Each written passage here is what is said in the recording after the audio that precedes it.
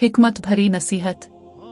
सुल्तान मलिक शाह एक मर्तबा अस्फहान में जंगल में शिकार खेल रहा था। किसी गांव में क़याम हुआ।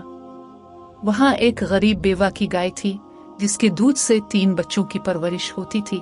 बादशाही आदमियों ने इस गाय को ज़बह करके खूब कबाब बनी। गरीब बुढ़िया को खबर हुई, वो बदहवास हो गई।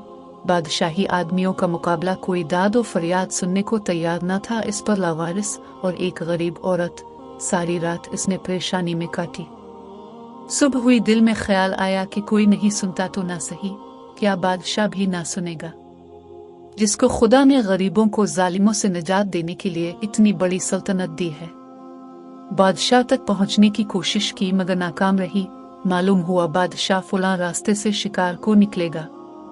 चुनांचे अस्फहान की मशहूर नहर की पुल पर जाकर खड़ी हो गई।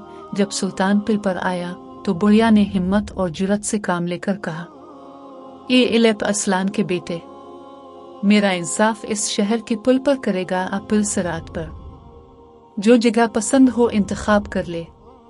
बादशाह के हमराही ये बेबाकी देखकर हैरत ज़दा हो गए। बादशाह घोड़े से उतर पड़ा और ऐसा मालूम होता था कि इस अजीबो गरीब और हैरत अंगेज सवाल का इस पर खास असर हुआ और बुढ़िया से कहा, पिल सिरात की ताकत नहीं है, मैं इस जगह फैसला करना चाहता हूँ, कहो क्या कहती हो।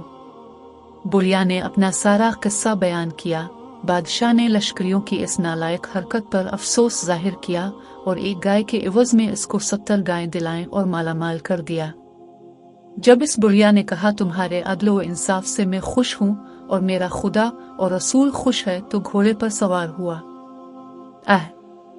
क्या जमाना था! कहने वाले कैसे आज़ाद ख्याल थे और सुनने वाले कैसे आली हौसला। अगर मौजूदा तहजीब विशासतक के ज़माना में कोई शख्स इस तरह हाकिम की सवारी रोक ले और इससे ऐसी आज़ादाना गुफ्तगू करे तो पागल खाने भिजवा दिया जाए।